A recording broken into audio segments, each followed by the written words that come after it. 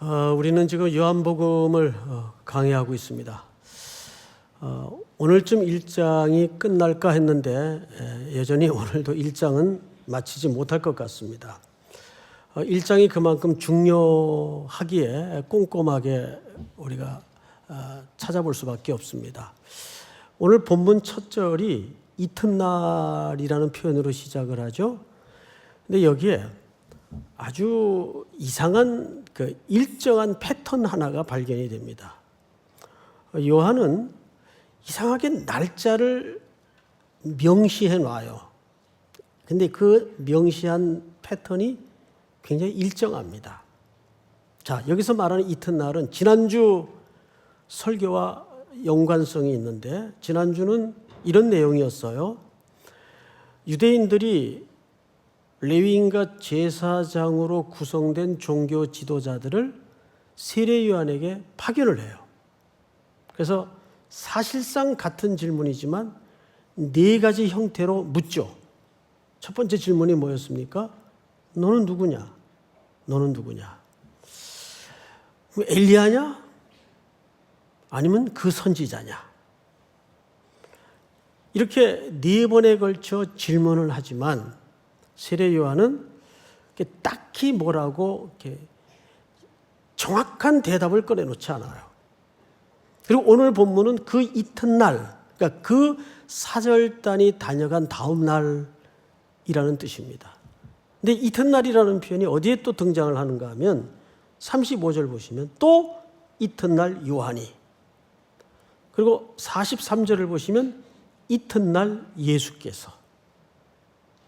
자, 그런데 이 패턴은 사실상 예수님의 첫 사역의 첫 주간에 등장하는 한 주간의 이야기를 담아내고 있는 겁니다. 이 이튿날이 그 절정을 어디에 두고 있는 거 아니? 2장 1절에 사흘째 되던 날, 여기에 초점을 두고 있어요. 그래서 이 날수를 정확히 합쳐보면 전부 6일이 됩니다. 근데 이 6일의 모티브는 창조의 모티브예요. 여러분, 요한복음 1장 1절이 뭘로 시작이 됐죠? 태초에로 시작을 해요. 근데 이 태초라는 말이 또 어디에 견줄 만한 표현이 등장을 합니다. 창세기 1장 1절입니다. 태초에. 근데 창세기 1장의 태초는 역시 창조가 6일 동안 진행이 됩니다. 근데 그 창조의 세계는 인간의 죄가 들어오고 이 질서가 무너지면서 병들고 부패하고 사망 아래 놓이게 되죠. 그래서 세상은 원래의 질서를 잃어버리고 뒤죽박죽 돌아가는 세상이 되고 말았습니다. 혼란에 빠졌죠. 인류는 길을 잃고 도탄과 죄악과 절망에 놓이게 됐습니다. 그럼 오늘 요한복음 1장은 뭘 얘기하고 싶은 걸까요? 그랬던 세상을 다시 창조하시고 고치시기 위해서 예수 그리스도께서 말씀이 육신이 되어 오셨다는 말을 그렇게 하고 싶은 겁니다. 그래서 이 창세기 1장 오늘 본문서부터의 의도적 요한의 힌트는 이것이 6일을 걸쳐 가나 혼인잔치의 절정을 향해서 가고 있다는 걸 암시하면서 동시에 새로운 창조의 작업이 진행되고 있다는 것을 또한 담아내고 싶었던 거죠. 그런 관점에서 오늘 본문을 놓치지 않았으면 좋겠습니다. 자, 그러면 오늘 29절 첫 절을 좀 볼까요? 이튿날 요한이 예수께서 자기에게 나오심을 보고 이르되 보라, 세상 죄를 지고 가는 하나님의 어린 양이로다. 자, 앞을 좀 봐주시기 바랍니다. 아주 중요한, 자기에게로 다가오시는 예수님에 대한 정체성을 아주 명징스럽게 잘 정의한 이보다 더한 정의는 있을 수 없습니다. 보라, 세상 죄를 지고 가는 하나님의 어린 양이로다. 여러분, 그냥 늘 흔히 듣는 표현 같지만 이 표현을 조금 끊어서 이게 얼마나 중요한 표현인가를 한번 확인하십시다. 우선 맨 끝에 하나님의 어린 양은 어떤 양을 가리키는 걸까? 그냥 양 한 마리, 생물학적인 양을 설명하는 걸까? 아니면 어떤 의미를 담아서 상징적으로 표현한 걸까? 이 어린 양은 바로 이스라엘 백성들이 400년의 흑암의 고통과 역사 속에서 신음하다가 부르짖다가 하나님의 구원 계획에 항거한 바로가 끝까지 고집을 꺾지 않자 마지막 심판으로 애굽 전체에 생명 있는 것은 첫 것을 죽이는 심판을 선언합니다. 첫 것을 죽였다는 것은 사실상 만물은 기력의 시작이기 때문에 전부를 심판했다는 의미이기도 하죠. 거기에 히브리 노예들도 포함되어 있어요.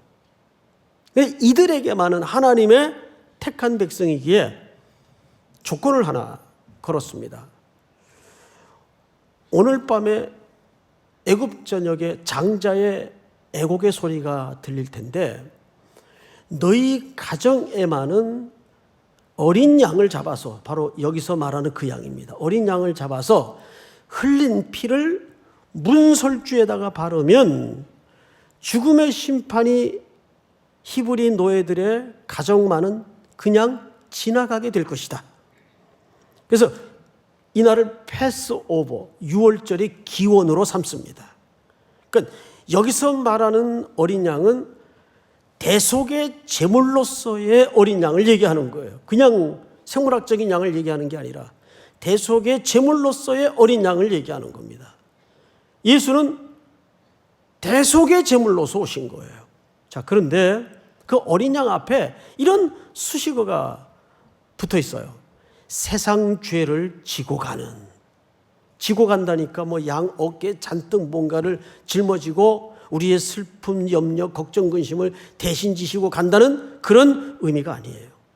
여기 지고 간다는 말을 아이로라는 말을 써서 아이로. 이 아이로라는 말은 무슨 뜻인가 하면 앞에 있는 어떤 것을 제거하고 치워버린다 그 뜻이에요. 그러면 우리 모든 오고 오는 인류의 가장 저 궁극의 끝 문제점은 뭘까요? 죄의 문제입니다. 이 죄의 문제를 해결하기 위해서 인류는 수많은 종교들을 만들어냈고 지금도 그 종교 열광에 빠져서 혼돈에 혼돈을 거듭하고 미혹에 빠져 있죠. 여기가 길일까? 저기가 길일까? 이것이 진리일까? 저것이 진리일까?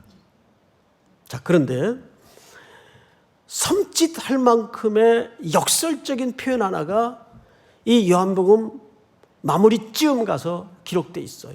여기 똑같은 표현을 담았어요. 다시 말해서 세상 죄를 지고 가다라는 말이 아이로는 말을 썼는데 이 말은 제거하다, 치우다 그 뜻이에요. 죄를. 자, 그런데 요한복음 19장에 보면 자, 띄워주세요. 이날은 6월절의 준비일이요 때는 제6시라 빌라도가 유대인들에게 이르되 보라 너희 왕이라. 이 빌라도는 로마의 관료요. 바로 예수님의 생사 여탈권을 쥐고 있던 인물이에요. 근데 그마저도 예수님을 신문한 결과 죄 없다 판단을 했고 오히려 그의 입에서 그 유대인들이 끌고 와 고소하는 예수를 뭐라고 표현하고 있죠? 너희 왕이로다. 이 얼마나 역설입니까? 근데 그 다음 절 더 섬찟한 역설이 담아져 있어요. 우리 한번 같이 읽어볼까요? 시작. 그들이 소리 지르되 없이하소서 없지하소서 그를 십자가에 못 박게 하소서. 빌라도가 이르되 내가 너희 왕을 십자가에 못 박으랴. 대제사장들이 대답하되 가이사 외에는 우리에게 왕이 없나이다 하니. 오히려 유대인들은 예수를 고발하면서 가이사 누굽니까? 로마의 황제죠. 그 가이사 외에는 우리에게 왕이 없다. 그런데 빌라도는 다시 한번 내가 너희 왕을 십자가에 못 박으면 좋겠느냐? 이게 얼마나 아이러니입니까? 그런데 유대인들은 정작 진정한 왕을 놓고 뭐라고 소리치고 있는가 하면 그들이 소리 지르되 없이 하소서 없이 하소서. 여러분 이 없이 하소서라는 말이 무슨 뜻인가 하면 아이로라는 표현을 써요. 아이로. 저를 제거하여 주십시오. 저를 치워 주십시오. 그 말이에요. 정작 그들의 왕이신 예수는 그들의 죄를 해결하시고 죄를 제거하시고 죄를 치우시기 위해서 어린 양으로 오셨는데, 유대인들은 아니 인간은 무지해서 오히려 그 예수를 없이 하소서, 아이로 제거하소서, 치워주소서 라고 소리치는 역사적 아이러니를 우린 여기서 섬뜩한 마음으로 확인하게 됩니다. 그게 우리의 실체예요. 우리 인간의 영적인 무지한 모습입니다. 이건 또 다른 사람이 아니라 우리 모두의 내면의 문제입니다. 이 인류예요. 이게 인간이에요. 자, 다시 오늘 본문으로 돌아가서 30절을 보죠. 1장 30절. 내가 전에 말하기를 내 뒤에 오는 사람이 있는데 나보다 앞선 것은 그가 나보다 먼저 계심이라 한 것이 이 사람을 가리킴이라. 즉 요한이 말했고 예수를 두고 한 얘기입니다. 그런데 여기 알다가도 모를 얘기 하나를 요한이 끄집어내죠. 내 뒤에 오는 사람이 있는데, 순수상 뒤에 오는 사람이란 말이에요. 그 사람이 나보다 앞선 것은 나보다 먼저 계심이라. 여러분, 예수님이 생물학적으로 요한보다 앞설 수가 없죠. 몇 개월 늦게 났습니까? 6개월 늦게 났어요. 이미 마리아가 수태고지를 듣고 제일 먼저 찾아간 데가 요한의 어머니가 살던 산골짜기입니다. 엘리사벳. 그때 이미 요한은 복중에서 6개월째 되었던 때예요. 그러니까 예수님보다 6개월 먼저 이 땅에 난 사람이 요한입니다. 그리고 이 둘 사이는 사실상 친척이죠. 그런데 생물학적으로는 뒤에 왔지만 요한은 정확히 뭐라 그러죠? 나보다 먼저 계신 분이다. 이 말은 예수 그리스도의 하나님 되심을 선포하는 내용입니다. 그는 어린 양이면서 동시에 우리의 죄를 제거하러 이 땅에 오셨고 동시에 그는 하나님이시다, 그 뜻이에요. 자, 그리고 이제 31절을 한번 볼까요? 나도 그를 알지 못하였으나. 자, 이것 또한 말이 안 됩니다. 요한이 예수를 모를 수가 없죠. 그럼 여기서 나도 그를 알지 못했다 라는 말을 33절에도 써요. 다 같이 한번 읽어볼까요? 시작. 나도 그를 알지 못하였으나. 그만. 두 번에 걸쳐 나도 그를 알지 못했다라는 말을 씁니다. 무슨 뜻일까요? 이 말은 예수라는 존재에 대해서 인식이 없었다라는 말이 아니고, 예수라는 존재는 당연히 친척지간이니까 알 수밖에 없죠. 그러나 그가 메시아인지, 히브리 말로 하면 그리스도인지 긴가민가 했다, 그 말이에요. 근데 이제 그 예수를 증언하는 증인으로 지금 서 있어요. 이유가 뭘까요?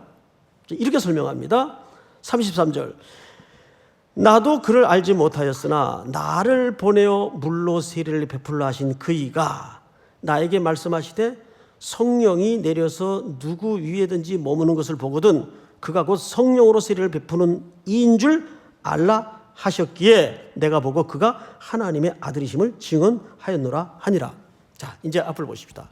여기 우리가 좀 멈추어 서서 중요한 확인을 하고 지나가야 될 과제가 이 문장 속에 있습니다. 뭐냐 하면, 요한은 예수님이라는 존재를 알고 있었어요. 그런데 그가 그리스도인지 아닌지는 나중에 알았다, 그 말이에요. 그래서 이제 그분의 증언자가 되어 있는 겁니다. 증인이 되어 있는 겁니다. 그럼 무엇이 요한에게 이런 극적인 변화를 가져다 주었을까? 자, 두 가지 이유 때문입니다. 여기에서 두 가지 이유를 얘기해요. 우리 고린도전서 12장 3절을 띄워주세요. 그리고 다 같이 읽습니다. 시작.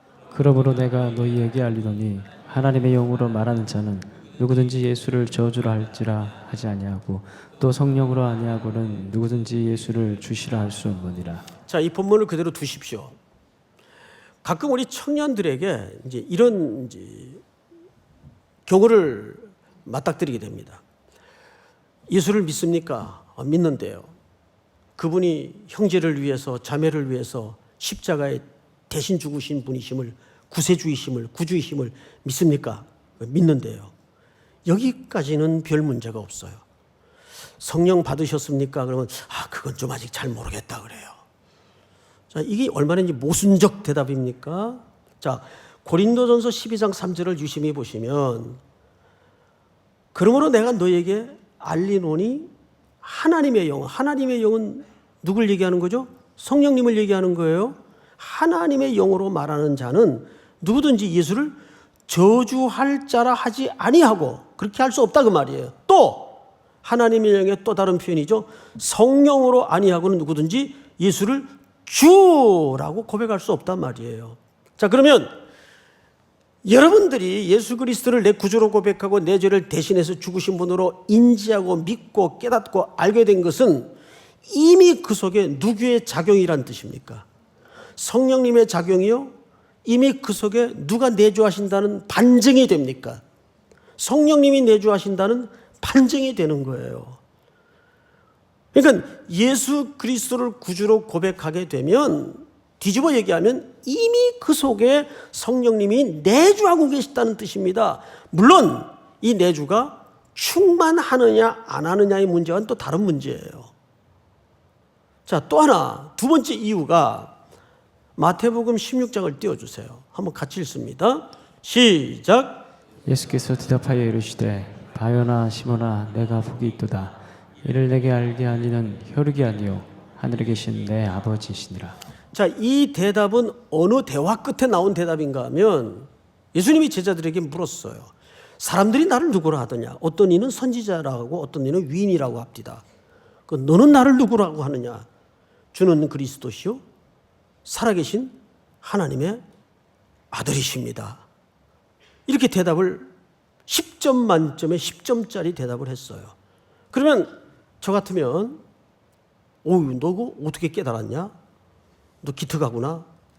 머리가 좋네. 연구 많이 했구나. 그런데 예수님의 대답은 좀 달라요. 예수께서 대답하여 이르시되 바요나 시몬아 네가 뭐가 있도다? 복이 있도다. 왜 복이 있다 그랬을까요? 그 뒤에 이유가 설명됩니다. 이를 네게 알게 한 이는 혈육이 아니요 하늘에 계신 누구에 계십니까? 내 아버지.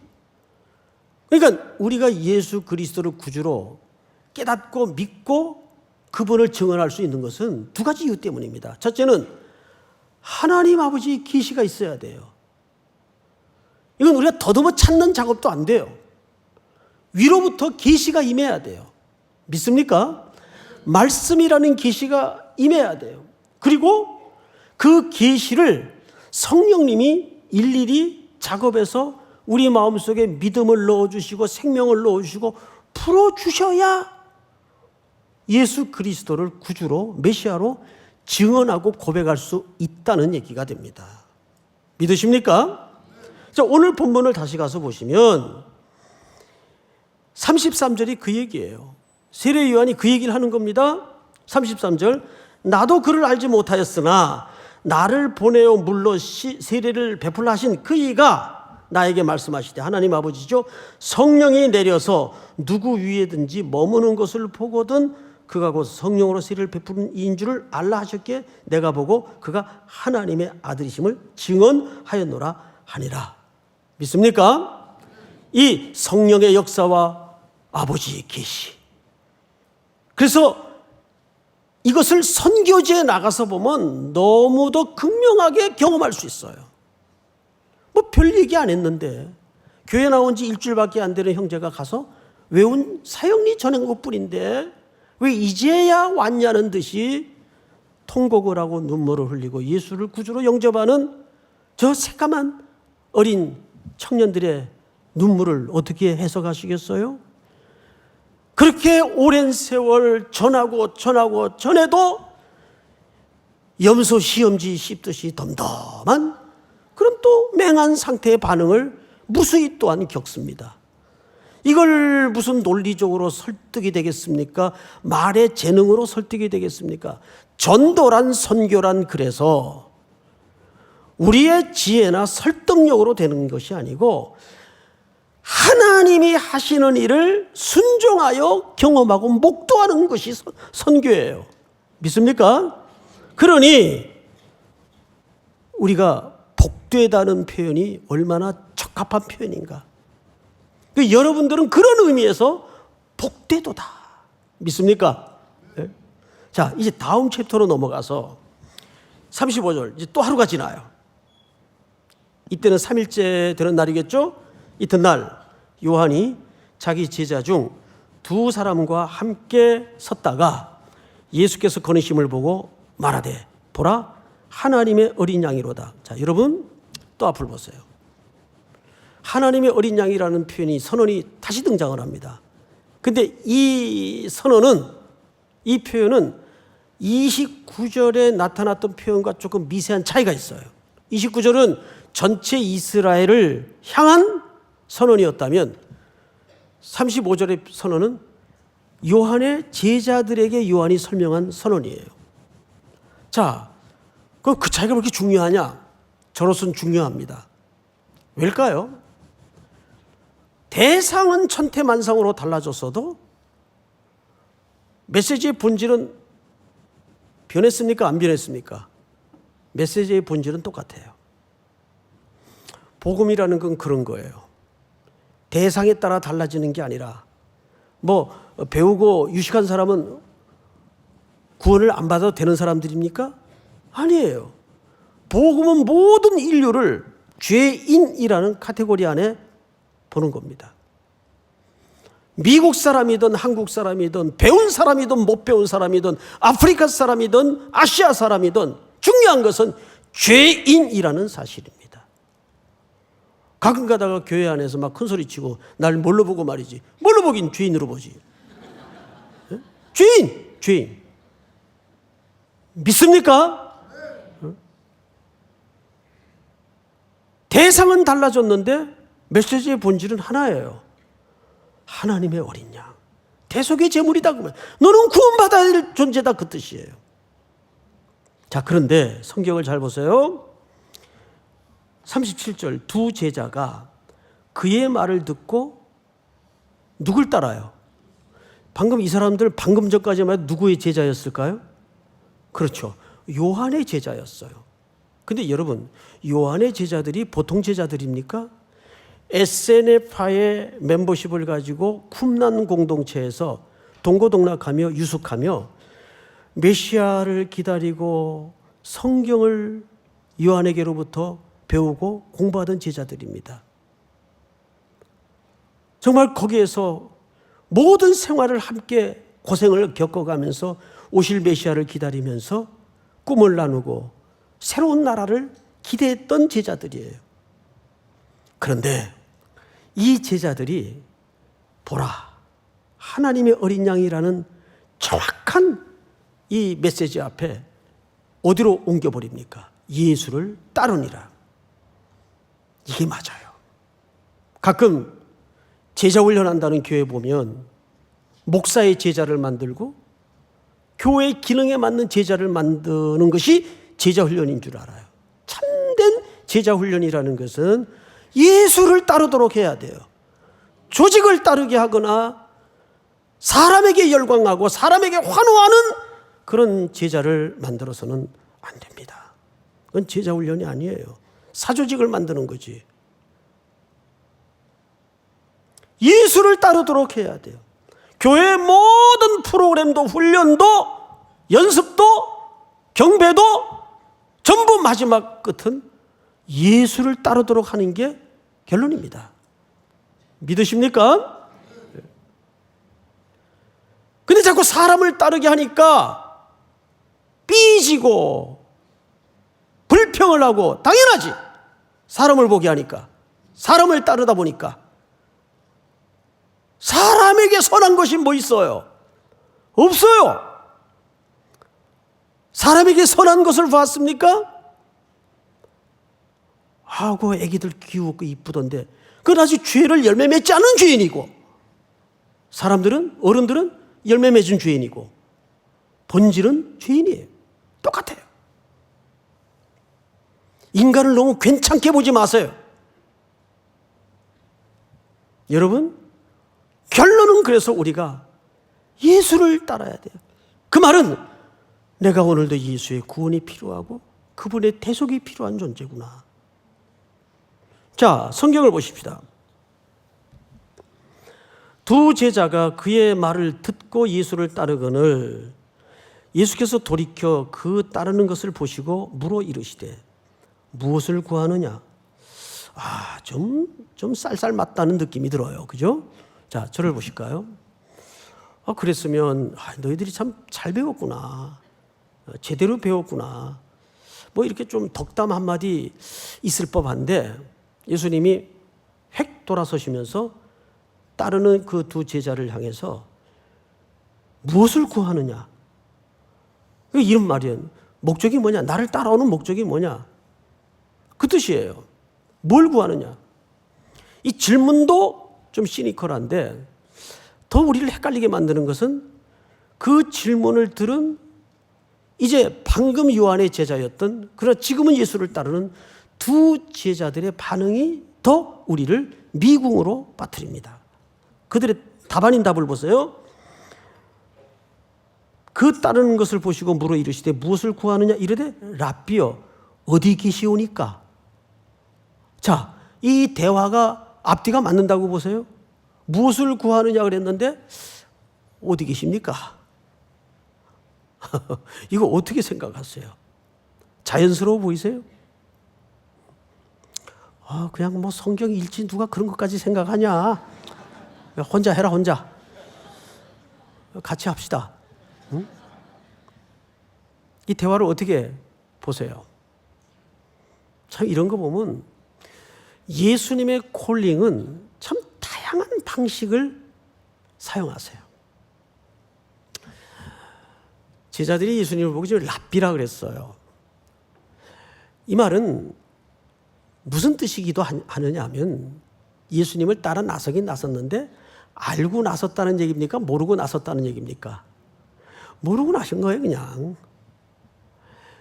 근데 우리가 다 그렇잖아요. 자, 여기 처음부터 예수님이 어떤 분인지 그분이 나에게 어떤 사명을 주셨는지 정확하게 데이터 놓고 다른 사람 몇 명 있어요? 없어요. 그런 사람. 그냥 어쩌다가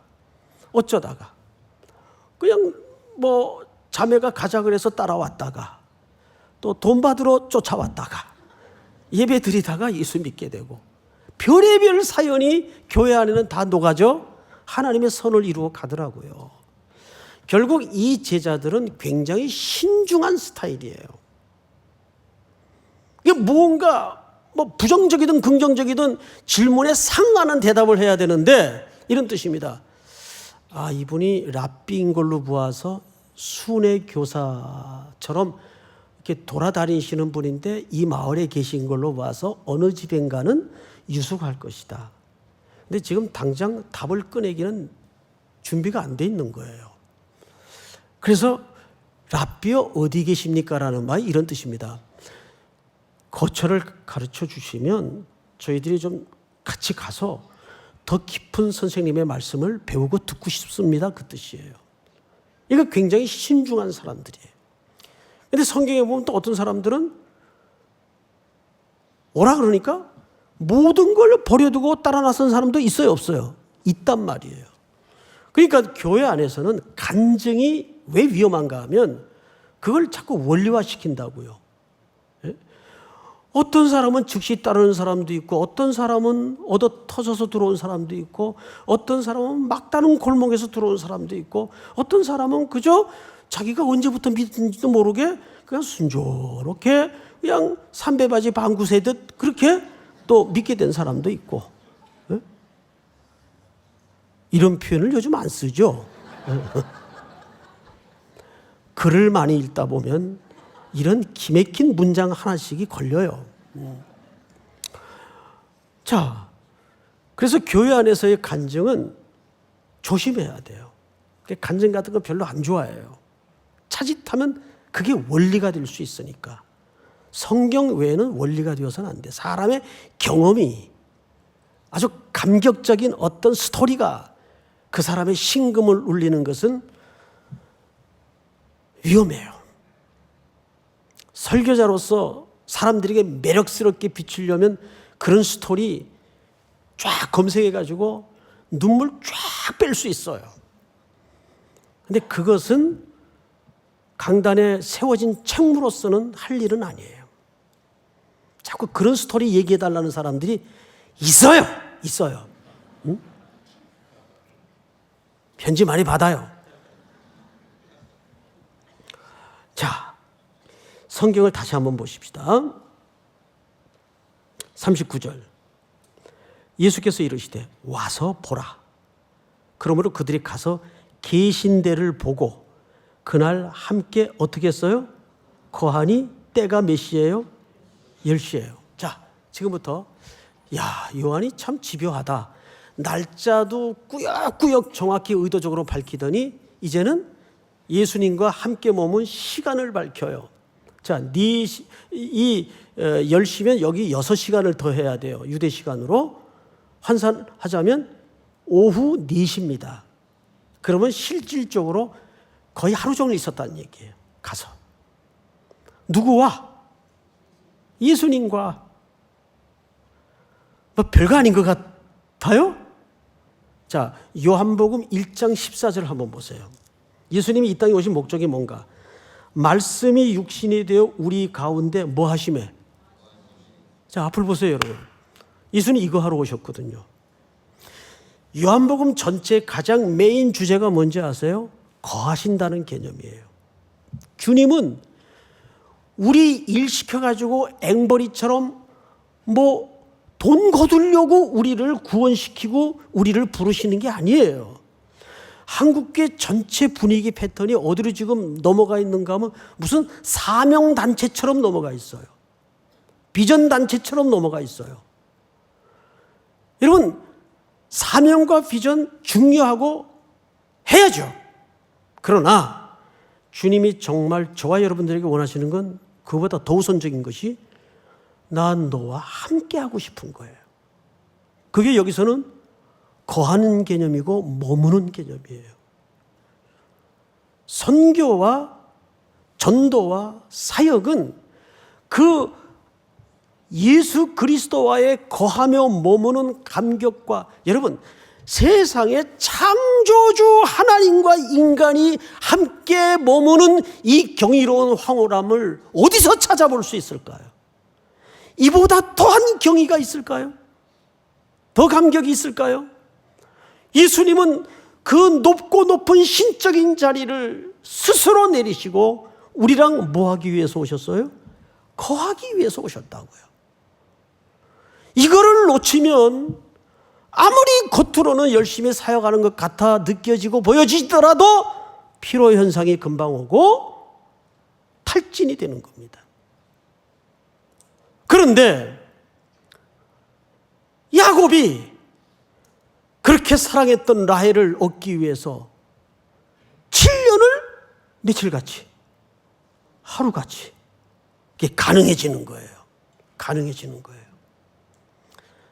정말 주님과 교제하고 먹고 마시면서 그 안에 거할 때 열매라는 것은 띠두르고 골기대회 해가지고 열매 맺읍시다. 골기대회 한다고 열매가 맺어지는 게 아니고 거에 있으면 주님과 안에, 주님이 내 안에 있으면 그러한 성김과 감사와 감격과 열매는 저절로 흘러 넘치는 거라고요. 믿습니까? 이게 순서가 바뀌어 있어요, 지금. 그 거함이 정확하면, 이걸 놓치지 않으면 세상의 부귀영화가 뭐 그렇게 시시하게 보여지는 거예요. 그분으로 충분한 거지. 그분의 사랑으로 된 거지. 그래서 명예도 버리고 고난도 넘어서 사랑했던 육정도 끊고 아프리카의 영혼을 위해서 배를 타고 떠날 수 있는 거예요. 프랑스의 어느 한 노시인이 아버지를 덜 사랑해서가 아니라 예수를 너무 사랑했기에 말리는 아버지를 뒤로하고 배를 타고 떠나요. 그때 그 시인이 지었던 시귀 하나가 예수 그는 누구인가? 내 가슴에서 심장을 도려내 가는구나. 그것은 딸이 아버지를 덜 사랑해서가 아니라 예수를 너무 사랑했기에 예수가 사랑한 그 영혼들을 건져내기 위해서 아프리카로 떠나는 그 배를 뒤로 한 그 아버지의 절규죠. 그런 거예요. 사랑하는 성도 여러분, 사역 비전 소중한 겁니다. 그러나 그 소중함보다 더 중요한 것은 주님과 머무는 시간이 있는가, 거하는 시간이 있는가. 이 귀한 보석 같은 황홀한 시간을 여러분들이 일상에서 결코 놓치지 않는 은혜를 누리는 복된 존재가 될 수 있기를 주님의 이름으로 축원합니다. 다 일어나십시다. 주의 보좌로 나아갈 때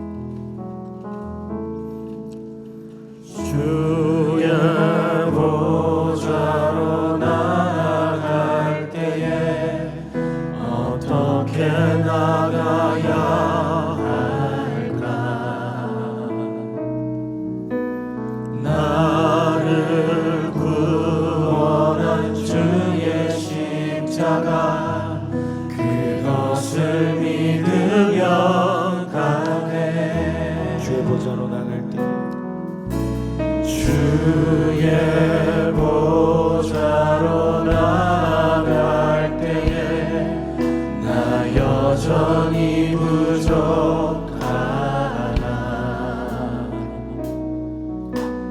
나를 부르신 주의 그 사랑 그것을 믿으며 가네 자격 없는 내 힘이 아니 오직 예수님의 보혈로 오직 예수님의 보혈로 자격 없는 내 힘이 아니 자격 없는 내 힘이 아니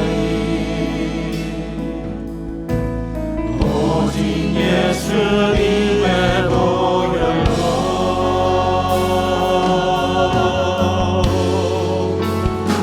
십자가의 보혈 완전하신 사랑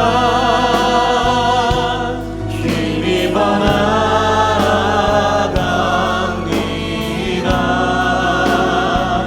십자가의 보혈 완전하신 사랑 힘입어 예배합니다 십자가의 보혈 십자가의 보혈 완전하신 사랑 힘입어 나아갑니다 십자가의 보혈 십자가의 보혈 완전하신 사랑 힘입어 예배합니다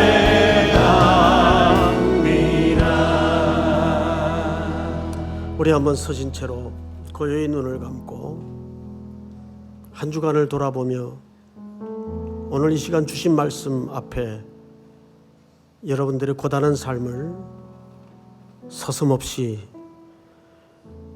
내려놓으시기를 바랍니다. 무엇이 우리의 마음을 그렇게 어지럽게 만들었고 황폐하게 만들었는가 돌아보면 그 문제의 끝에는 언제나 내 문제였습니다. 죄, 욕망, 탐욕, 시기, 분노. 하나님은 늘 우리에게 사명의 길로 꿈도 주시고 비전도 주십니다. 그러나 더 중요한 것은 나랑 좀 같이 머물자. 항상 나와 함께 살림을 살듯 머물기를 원하시는 우리의 신랑 그리스도. 그 소중한 시간을 놓치고 잃어버린다면 나머지는 다 무의미합니다. 우리 이렇게 기도하면 어떨까요? 하나님, 한 주간의 삶에도 주님과 머무는 시간을 잃어버리지 않도록 도와주시옵소서. 주님을 더 배우기를 원합니다. 주님을 더 깊이 알아가기를 원합니다. 우리를 말씀의 강가로 이끌어 주시고 거기서 흘러나오는 은혜와 진리의 충만한 넘치는 희열과 기쁨을 통해서 선교하게 하시고 헌신하게 하시고 수고할 수 있도록 도와주시옵소서. 우리 고요히 머리 숙여 기도할 때 주신 말씀 붙들고 또 이어지는 계속되는 선교를 위해서도 함께 기도했으면 좋겠습니다. 아버지,